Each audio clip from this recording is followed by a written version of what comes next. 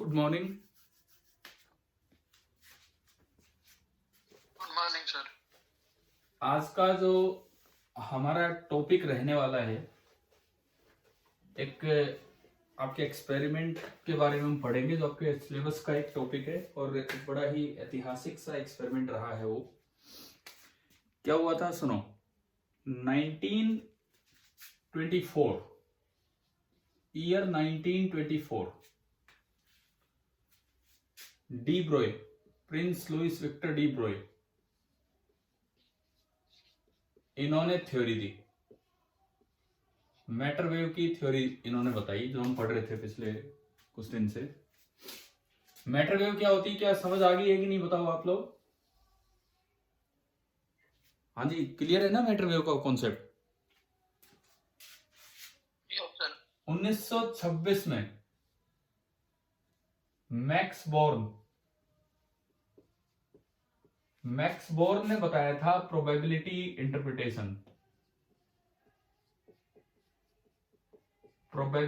Interpretation कि भाई जहां पे एम्पलीट्यूड ज्यादा है वहां पार्टिकल के पाए जाने की संभावना ज्यादा है, जहां एम्पलीट्यूड कम है वहां पार्टिकल के पाए जाने की संभावना कम है। ये भी हम पढ़ चुके होंगे, प्रोबेबिलिटी इंटरप्रिटेशन भी, है ना। उसके बाद क्या हुआ, ईयर 1927, देखो आइंस्टाइन ने जब अपनी बात रखी थी फोटोन थ्योरी वाली बात 1905 में, लोगों ने रिजेक्ट किया। 1916 तक तब जाके एक्सेप्ट हुआ, वो भी एक्सपेरिमेंटली प्रूव हुई तब। लेकिन डी ब्रोय ने जब अपनी बात रखी 1924 ने, किसी ने रिजेक्ट नहीं किया, सब बोले भाई हो सकता है, और बड़ा ही रेस्पेक्टफुल अटेंशन दी इस बात को कि जब आइंस्टाइन वाली बात सही निकल आई तो ये भी हो सकती है। तो लोग लगे इसको प्रूव करने। तो 1927 में एक बड़ा ही स्पेसिफिक एक्सपेरिमेंट आपका है जो सिलेबस में है। क्लिंटन डेविसन, ये साइंटिस्ट के नाम हैं, एक तो ये साइंटिस्ट थे Clinton Davisson and Lester Germer. हम इनके सरनेम याद रखते हैं, डेविसन एंड जर्मर। इन लोगों ने क्या किया, इन दो लोगों ने, डेविसन का मेन रोल था, जर्मर भी उसमें इन्वॉल्व थे। दे प्रूव्ड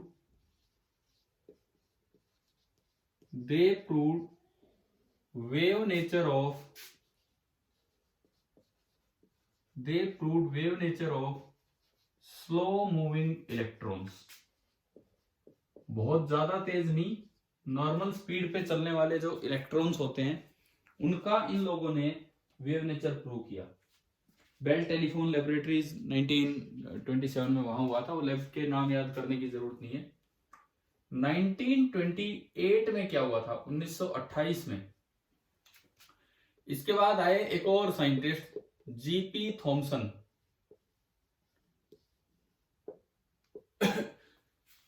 आपने जे थॉमसन नाम सुना है ना, जे थॉमसन, जिन्होंने इलेक्ट्रॉन की खोज की, उनके बेटे थे G P Thomson. He was the son of J Thomson. इन्होंने क्या किया, he proved wave nature of fast moving electron.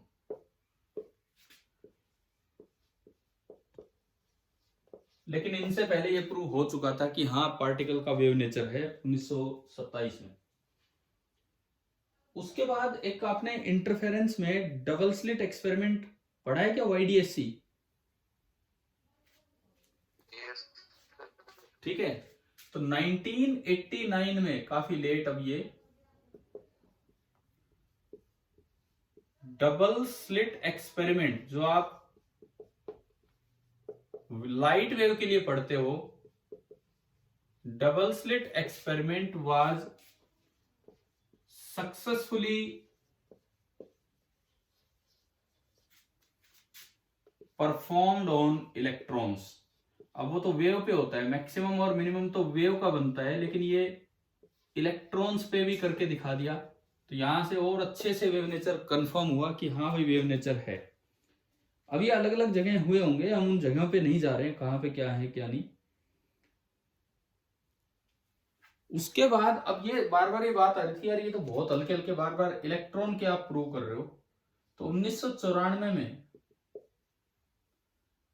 Wave nature of iodine molecules, iodine molecules. अब ये जो आयोडीन मॉलिक्यूल्स होते हैं ये बहुत ज्यादा हैवी हैं इलेक्ट्रॉन के, इलेक्ट्रॉन से 5 लाख गुना ज्यादा हैवी हैं। Wave nature of iodine molecules was confirmed. मतलब जो हमारी फिजिक्स की हिस्ट्री रही है किस तरह से वेव नेचर और उन पे एक्सपेरिमेंट चलते गए वो मैं आपको बता रहा हूं।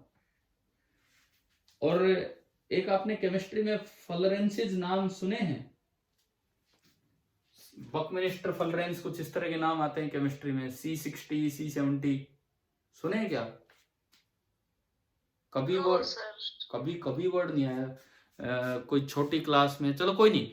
क्या होता है कार्बन के बड़े ही थोड़े कॉम्प्लेक्स से मॉलिक्यूल्स होते हैं, C60 C70 तक चले जाते हैं, मतलब इतना इतना हैवी है। तो 1999 में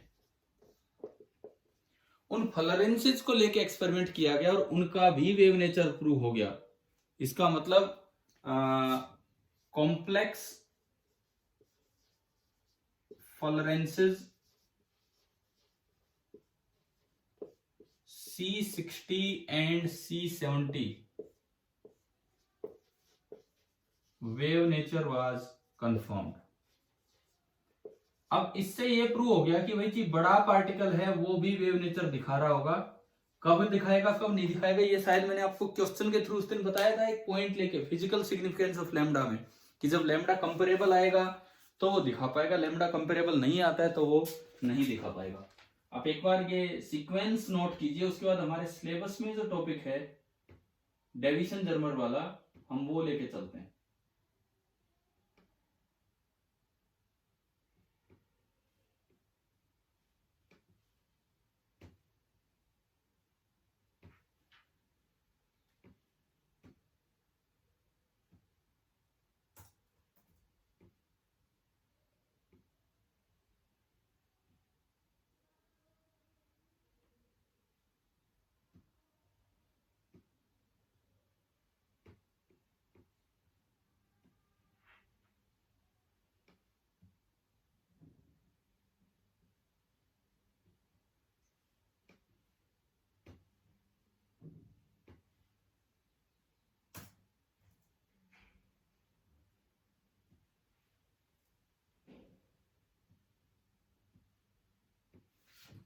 तो नेक्स्ट आप हेडिंग डाल लीजिए deviation and Germer experiment.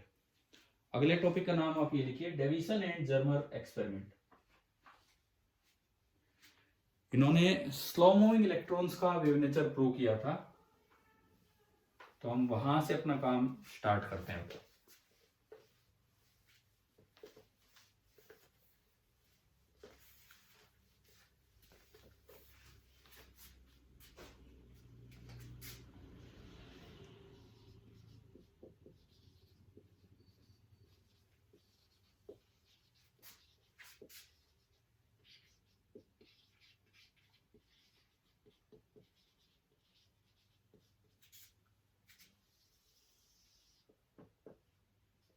Deviation and Germer experiment ये वाला पार्ट हम स्टार्ट कर रहे हैं। देखो इनकी क्या कुछ अरेंजमेंट थी। इन्होंने एक इलेक्ट्रॉन गन बनाई। इलेक्ट्रॉन गन कुछ नहीं होती, इलेक्ट्रॉन एमिट करने के लिए इन्होंने एक फिलामेंट लिया, जैसे बल्ब का फिलामेंट होता है वो, टंगस्टन का इन्होंने फिलामेंट लिया था। ये मैं लिखता हूं F, this F is tungsten filament. ये इन्होंने लिया, यहां से इसकी कोटिंग कर दी, कोटेड विद बेरियम ऑक्साइड। इससे क्या होता है, इसका वर्क फंक्शन थोड़ा कम हो जाता है और इलेक्ट्रॉन का निकलना आसान हो जाता है। This is coated with barium oxide. Work function थोड़ा कम हो जाएगा और इलेक्ट्रॉन का निकलना आसान हो जाएगा। ये फोटो इलेक्ट्रिक एमिशन नहीं है, ये थर्मोआयनिक एमिशन है। इसको गर्म करके यहां से इलेक्ट्रॉन निकाला जाएगा। थर्मोआयनिक एमिशन से इलेक्ट्रॉन जो निकला वो नेग्लेजिबल स्पीड से निकल रहा होगा। उसको स्पीड देने के लिए या इन्होंने क्या किया, मेटल का अरेंजमेंट किया। दिखाता हूं मैं कैसे।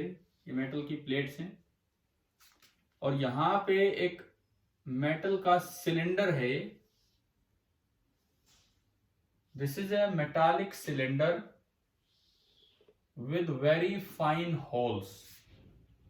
ये एक मेटल का सिलेंडर इन्होंने बनाया और इसके अंदर बीच में ये होल छोड़ दिया। ये लेयर है कि यहां से कुछ आर पार जा सकता है, इस तरह का काम इन्होंने किया। ये होल है, फाइन होल। ये मेटल है, ये मेटल है। यहां कुछ इलेक्ट्रॉन को स्पीड देने के लिए, क्योंकि ये जो इलेक्ट्रॉन निकले हैं ये नेग्लेजिबल वेलोसिटी के साथ निकले होंगे, ये इलेक्ट्रॉन नेग्लेजिबल वेलोसिटी के साथ निकले होंगे, तो इनको एक्सेलरेट कराने के लिए इधर नेगेटिव पोटेंशियल लगाया और इधर पॉजिटिव। इसको बोल देते हैं लो टेंशन सप्लाई। बहुत ही कम वोल्टेज है, लो टेंशन सप्लाई। इनको एक्सेलरेट करने के लिए इन्होंने क्या किया, ऊपर एक बैटरी का यूज किया इस तरह से, और यहां एक रजिस्टर बना लिया इस तरह का। इसको HT सप्लाई बोल देते हैं, HT सप्लाई। इसके मुकाबले थोड़ी ज्यादा है वैल्यू। और क्या किया, ये वाला एंड डायरेक्ट यहां ज्वाइन कर दिया एंड ये वाला एंड थ्रू ए जो कि मतलब मूविंग टर्मिनल से यहां कनेक्ट कर दिया। अब देखो, सपोज ये 100 वोल्ट की बैटरी है, सपोज ये 100 वोल्ट की बैटरी है, तो आप इस पूरे रजिस्टर के पास तो 100 वोल्ट है, लेकिन जो कि जहां मान लो बिल्कुल बीच में कर दिया तो 50 वोल्ट ही नीचे आ रहा होगा। थोड़ा आगे किया तो हो सकता है 55 वोल्ट आ जाए, और आगे किया 60 वोल्ट आ जाए, पीछे करोगे कम हो जाएगा। बताओ ये रियोस्टेट अरेंजमेंट समझ आया क्या? वेरिएबल वोल्टेज कैसे देते हैं यहां से? हाँ भी बोलिए, समझ आ रहा है? ठीक है। इन लोगों ने जो यहां से जो वोल्टेज प्रोवाइड की थी इस ओरिजिनल एक्सपेरिमेंट में, वो की थी 48 वोल्ट टू 68 वोल्ट। बहुत हाई वोल्टेज इनके पास अवेलेबल नहीं थी। वो थॉमसन जैसा आदमी ही कर सकता था भाई। जीपी थॉमसन ने जब किया वो 10-10 हजार वोल्ट पे खेल रहा था, ये बेचारे 44 से 68 वोल्ट पे। एक्चुअली थॉमसन का बाप थॉमसन था, जे थॉमसन। उनके पास पूरी सुविधाएं और बहुत कुछ अवेलेबल था। इनके पास भी अवेलेबल था, ऐसी बात नहीं है, ये तो बस कहने की बात है। लेकिन इन्होंने स्लो मूविंग इलेक्ट्रॉन पे फोकस किया था और उसने फास्ट मूविंग इलेक्ट्रॉन पे। तो यहां से जो इलेक्ट्रॉन आए, कोई टेढ़े मेढ़े आए वो टकरा के रह गए, लेकिन यहां से जो फाइनली इलेक्ट्रॉन निकल रहे थे, एक फाइन बीम निकल रही थी। यहां से हमने बोला this is primary electron beam, जिसकी एनर्जी आपको पता है। प्राइमरी इलेक्ट्रॉन बीम जिसकी एनर्जी आपको पता है। फॉर एग्जाम्पल, आपने 50 वोल्ट से अगर इलेक्ट्रॉन को एक्सेलरेट किया है तो 50 इलेक्ट्रॉन वोल्ट की एनर्जी लेके आ रहा होगा। 55 वोल्ट से एक्सेलरेट किया है तो 55 इलेक्ट्रॉन वोल्ट की एनर्जी लेके आ रहा होगा। समझ आया? समझ आया कि एनर्जी बीम कैसे बनाई है? ठीक है, ठीक है। एक इलेक्ट्रॉन 1 वोल्ट से एक्सेलरेट करते हो तो 1 इलेक्ट्रॉन वोल्ट एनर्जी लेके वो चलता है। अच्छा, सामने उन्होंने क्या किया था, एक मेटल का टारगेट लगाया था। यहां पे एक मेटल का टारगेट इन्होंने लगाया था, मेटल टारगेट, जिसपे बीम आके टकरा रही थी। और फिर वो बीम ना अलग अलग एंगल्स पे, इन्होंने जो मेटल लिया था वो निकल लिया था, मेनली निकल मेटल। ये बीम अलग अलग एंगल्स पे जाके, ये कोई भी एंगल जैसे फाई है, अलग अलग एंगल्स पे जाके ये स्प्लिट हो रही थी। कभी किधर फैल गए इलेक्ट्रॉन, कभी किधर फैल गए। अच्छा, उसको डिटेक्ट करने के लिए यहां एक सर्कुलर स्केल बना रखा था, जिसपे कि एक डिटेक्टर घूमने लग रहा था। And this detector was connected to a galvanometer. This detector, ये डिटेक्टर है, movable detector. This detector was connected to a galvanometer, कि भाई इलेक्ट्रॉन कहीं ज्यादा आएंगे तो करंट ज्यादा दिखेगा, इलेक्ट्रॉन कम आएंगे तो करंट कम दिखेगा। तो यूं पता लगाने की कोशिश की कि टकरा के जो इलेक्ट्रॉन स्कैटर होके आ रहे हैं उनकी इंटेंसिटी बराबर बराबर सी है या मैक्सिमम मिनिमम बन रहे हैं, ये सब पता लगाने की कोशिश की। अच्छा, इन लोगों ने एक चीज और बनाने की कोशिश की थी कि ये जो पूरा अरेंजमेंट है, ये जो पूरा का पूरा अरेंजमेंट है, ये इन्होंने कोशिश की थी कि एक वैक्यूम चेंबर बने। ये पूरा का पूरा अरेंजमेंट इन्होंने कोशिश की थी कि वैक्यूम चेंबर बने, अंदर कोई भी एयर एंटर ना करे। हाँ जी बताओ, क्या आपको अपैरेटस समझ आ गया कि नहीं आया, ये बताओ मुझे, किस तरह से बनाया है डेविसन जर्मर का पूरा।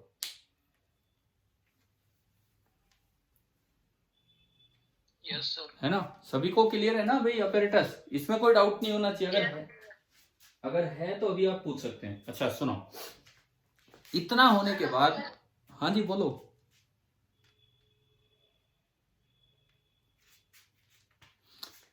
इतना होने के बाद तीन चीजें इसमें हैं जो आप वेरी करा सकते हो। तीन चीजें हैं जो आप वेरी करा सकते हो। कौन कौन सी तीन चीजें हैं, देखो मैं यहीं पे अब बताऊं। 3 things that could be varied. 3 things that could be varied, जो इस एक्सपेरिमेंट के दौरान आप वेरिएबल लेके चल रहे हो। पहली बात, आप यहां पे उन्होंने 44 वोल्ट से 68 वोल्ट तक इसको वेरी किया। 44 वोल्ट लगाओगे तो इलेक्ट्रॉन बीम की एनर्जी 44 इलेक्ट्रॉन वोल्ट, 68 वोल्ट लगाओगे तो 68 इलेक्ट्रॉन वोल्ट। यानी कि पहली चीज जो आपने वेरी कराई, energy of primary electron beam, energy of primary electron beam है भाई, ठीक है, समझ आया। यहां से आप रियोस्टेट की मदद से वेरिएबल वोल्टेज देके और आप इसको वेरी करा रहे हैं। दूसरी, ये फाई कि मेटल, फाई नहीं, हाँ जी बोलो। ले सकते हैं इसके अंदर वेरी करवाने के लिए। क्या, एक मिनट दोबारा बोलिए, क्या कह रहे हो।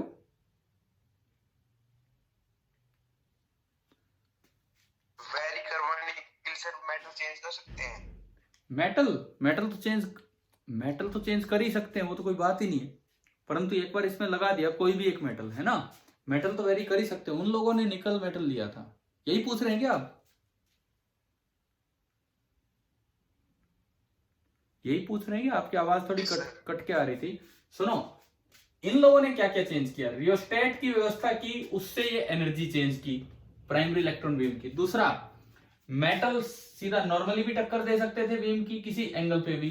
तो दूसरी चीज इन्होंने वेरी की कि पोजीशन ऑफ मेटल, यहां मैं लिखूं नंबर 2, सेकंड जो इनका वेरिएशन था that was orientation of metal, orientation of metal कि नॉर्मली टकराना है या किसी एंगल पे। और तीसरी जो चीज इन्होंने वेरी की, ये गैल्वामीटर, इधर देखना है, इधर देखना है, इधर, मतलब फाई, फाई का मतलब है position of detector, position of detector.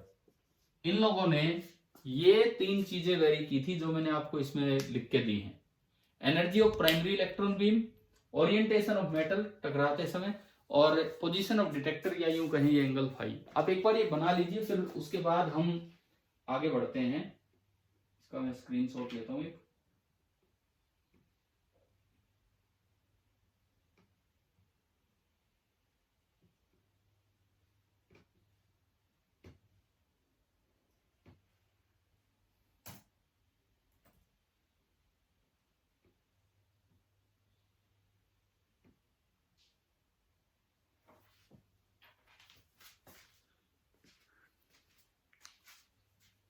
ठीक है भाई, अब देखो इसमें प्रिडिक्शन क्या थी कि इलेक्ट्रॉन पार्टिकल है या इलेक्ट्रॉन वेव है।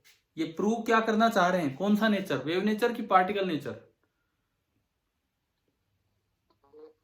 वेव नेचर, ठीक है। अगर मान लो ये जो इंटेंसिटी गैल्वेनोमीटर से देखी गई करंट की या इलेक्ट्रॉन के आने की, अगर अलग अलग एंगल पे लगभग सेम इंटेंसिटी दिखती कि कोई खास फर्क नहीं है, तो इसका मतलब ये पार्टिकल नेचर है कि वो पार्टिकल आए और फैल गए, बराबर बराबर से फैल गए। और अगर ऐसा हो रहा है कि कहीं अचानक से बहुत ज्यादा इंटेंसिटी है, कहीं एकदम से बहुत कम इंटेंसिटी है, कहीं एकदम से बहुत ज्यादा है, कहीं एकदम से बहुत कम है, तो इसका मतलब होता है कि ये तो मैक्सिमम और मिनिमम बने हैं। जो पार्टिकल से नहीं बनते वो तब होते हैं जब क्रेस्ट पे क्रेस्ट आके वेव मिले तो मैक्सिमम, और क्रेस्ट पे ट्रो आके मिले वेव का तो मिनिमम। तो आप बताओ इन्होंने क्या ऑब्जर्व किया होगा? ये जो इंटेंसिटी है इलेक्ट्रॉन के आने की, ये लगभग एंगल पे डिपेंड कर रही होगी या हर जगह सेम मिलेगी, या कर रही होगी कहीं मैक्सिमम कहीं मिनिमम, क्या मिली होगी बताओ?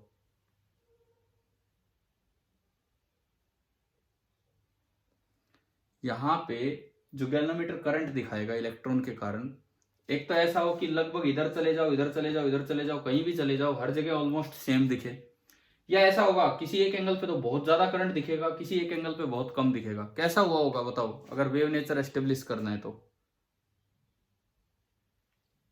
ये अलग अलग दिखेगा, अलग अलग दिखेगा, हाँ। अब आप सुनो, हिस्टोरिकली जब ये एक्सपेरिमेंट हुआ था पहली बार में ये फेल हो गया था। पहली बार में क्या हुआ था कि लगभग बराबर बराबर सा ही इंटेंसिटी दिख रही थी हर जगह। इन्होंने पता लगाया, लेकिन वहां से तो कौन सा नेचर कंफर्म हुआ? पार्टिकल की वेव नेचर, शुरू में पार्टिकल नेचर। तो इन्होंने पता लगाया कि यार इतनी इतनी हमने तैयारी की वेव नेचर ढूंढने की और ये अब भी पार्टिकल नेचर आ गया। इन्होंने पता किया कि क्या गड़बड़ हुई, तो एक एक चीज चेक की, तो ये मेटल काला पड़ा हुआ था, इसके ऊपर ऑक्साइड लेयर बनी हुई थी। अब ऑक्साइड लेयर तो बन ही नहीं सकती क्योंकि आपने कैसा चेंबर लिया है? Vacuum chamber. वैक्यूम में थोड़ी ऑक्सीजन है, वैक्यूम में थोड़ी इस तरह का कुछ होगा, ऑक्सीडेशन वगैरह हो पाएगा? कुछ नहीं हो पाएगा। तो इन्होंने पता किया तो पता लगा एक्सीडेंटली इसमें एयर एंटर कर गई थी, एक्सीडेंटली इस अपैरेटस के अंदर एयर एंटर कर गई थी। उसके बाद सुनिए इन्होंने क्या किया, मेटल को निकाला, हॉट ओवन में बड़ी काफी देर तक इसे गर्म किया, एक भट्टी में इसे काफी देर तक गर्म किया, हॉट ओवन में इतना गर्म किया कि इसकी सारी ऑक्साइड लेयर हट गई। दोबारा से वो अरेंजमेंट ठीक किया ताकि एयर एंटर ना कर पाए, फिर से मेटल फिट किया और फिर से अपैरेटस से रीडिंग्स रिज्यूम की दोबारा से। तो इस बार सही मिला। इस बार क्या मिला होगा?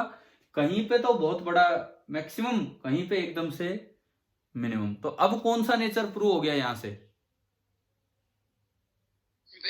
Wave nature.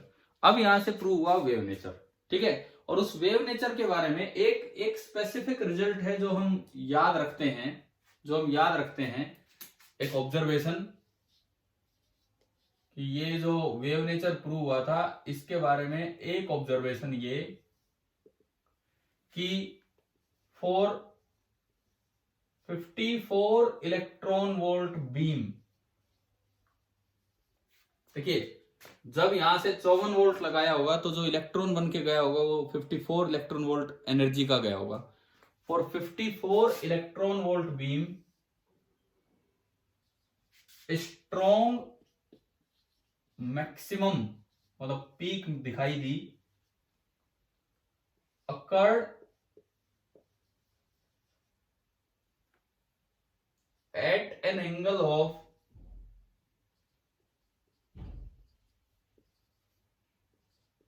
5 बराबर 50 डिग्री। एक रिजल्ट जो हम याद रखते हैं कि जब 54 इलेक्ट्रॉन वोल्ट की बीम आई तो एक स्ट्रॉन्ग मैक्सिमम दिखा at an angle of 5 is equal to 50 degree. 50 degree पे एक स्ट्रॉन्ग मैक्सिमम वहां पे उनको नजर आया। इसका मतलब कौन सा नेचर कंफर्म हो रहा है? ये मैक्सिमम मिनिमम से बनते दिखे, इसका मतलब कौन सा नेचर कंफर्म हो रहा है?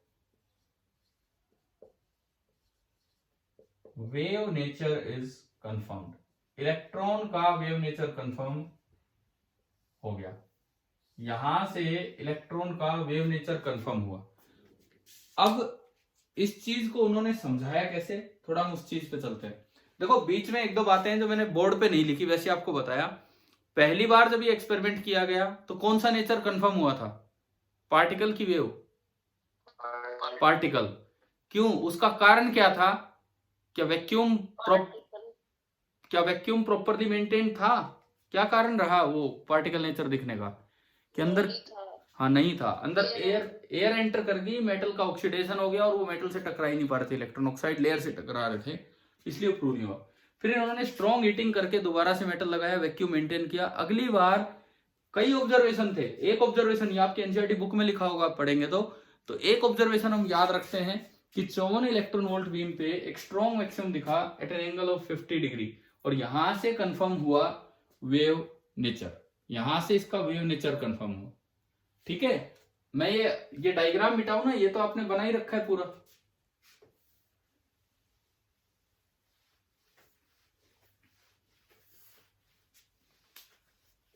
अब देखो ये कैसे इन्होंने एक्सप्लेन किया इस चीज को कि भाई ये 50 डिग्री पे एकदम से स्ट्रॉन्ग मैक्सिमम आने का क्या कुछ कारण रहा होगा। तो इन्होंने कहा कि जैसे ये मेटल है, सामने आपने मेटल बना रखा है, मेटल इस तरह का है और यहां से आ रही है इलेक्ट्रॉन की बीम।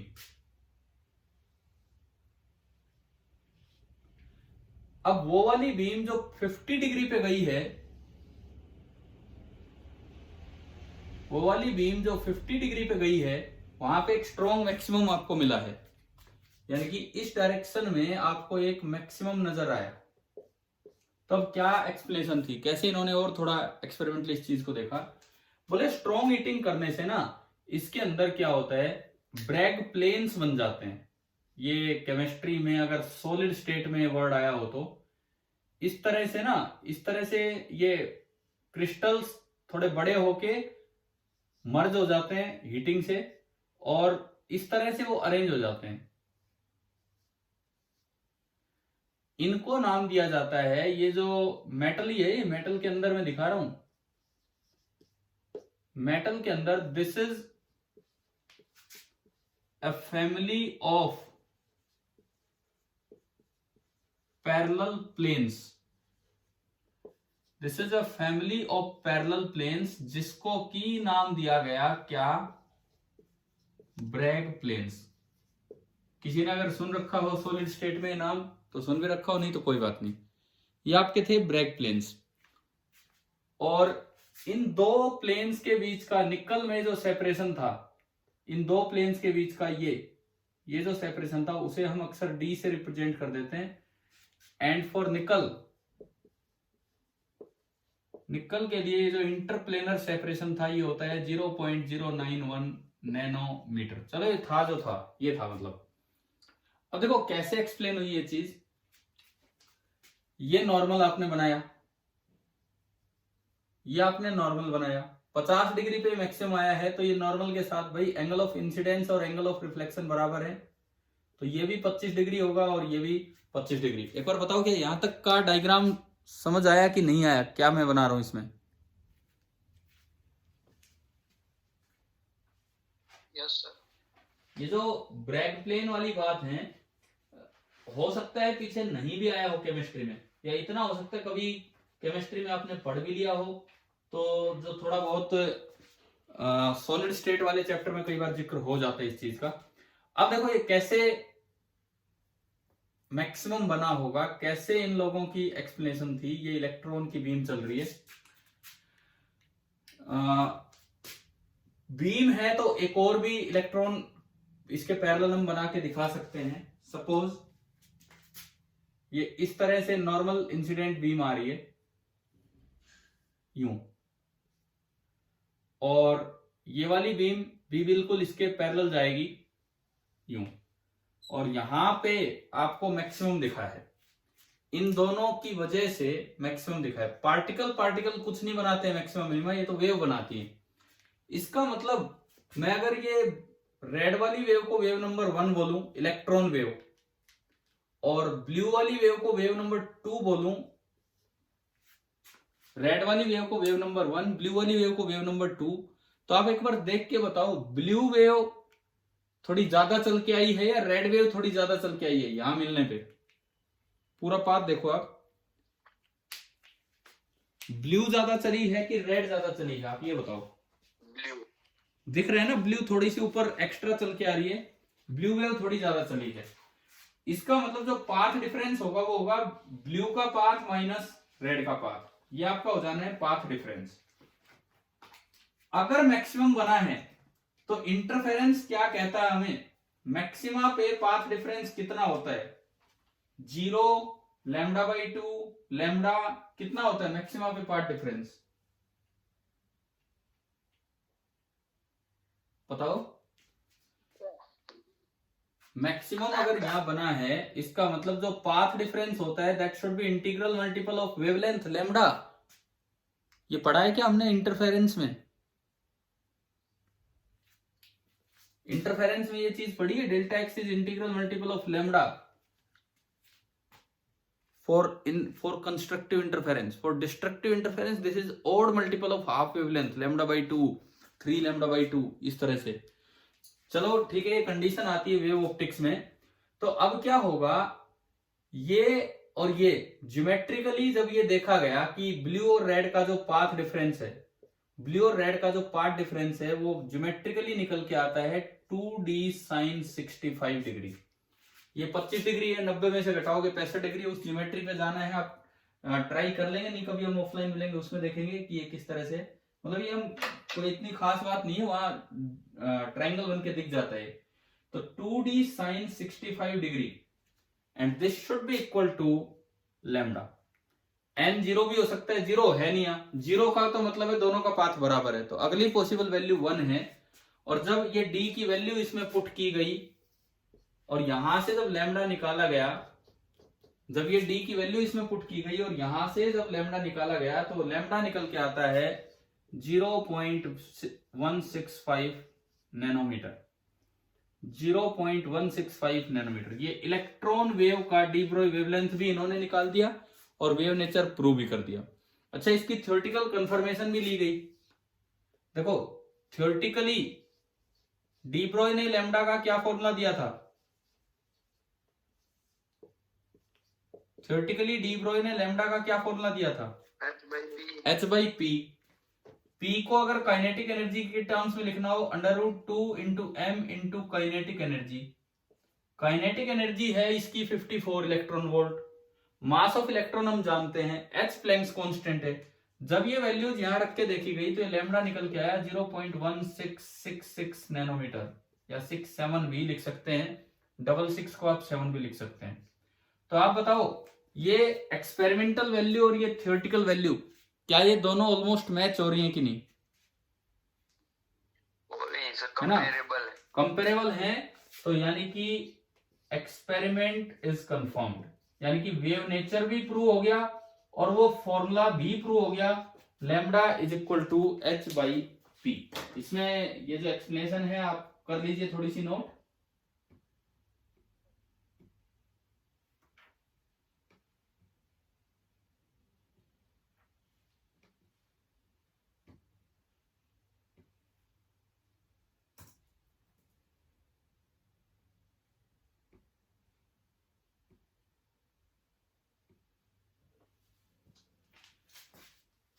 इंटरफेरेंस की कंडीशन याद तो है ना आपको, कंस्ट्रक्टिव इंटरफेरेंस की क्या कंडीशन होती है पार्ट डिफरेंस में?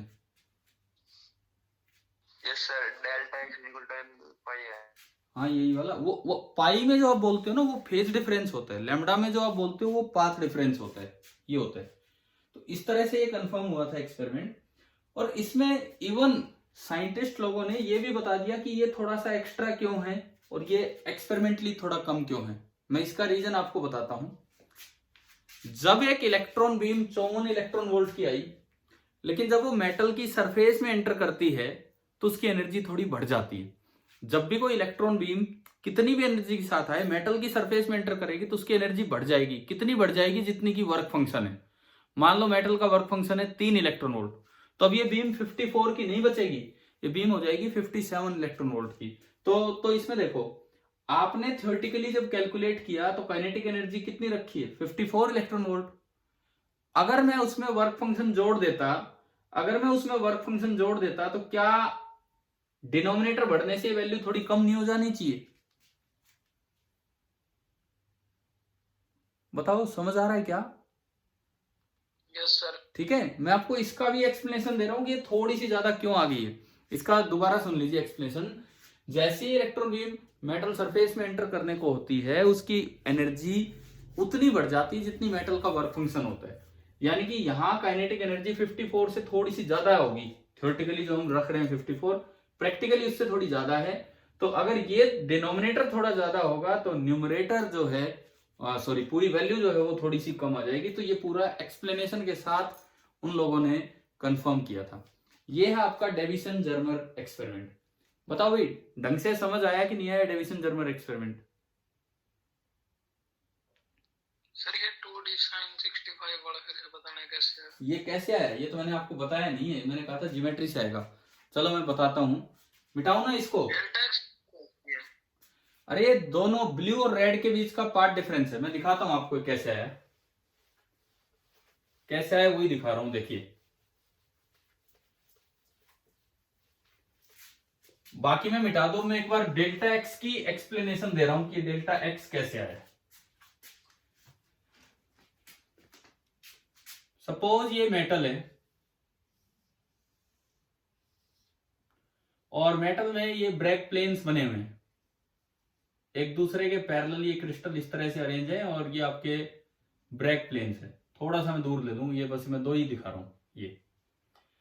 अब देखो, इन दो प्लेन्स के बीच की जो दूरी है वो है d।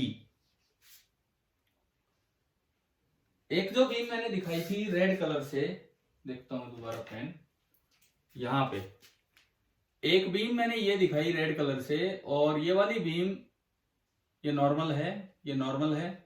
ये वाली बीम ऐसे रिफ्लेक्ट होके गई और पूरा एंगल 50 था, तो ये भी 25 डिग्री है और ये भी 25 डिग्री है। एक बार बताओ, क्या ये वेव नंबर 1 समझ आ गई है क्या हमें?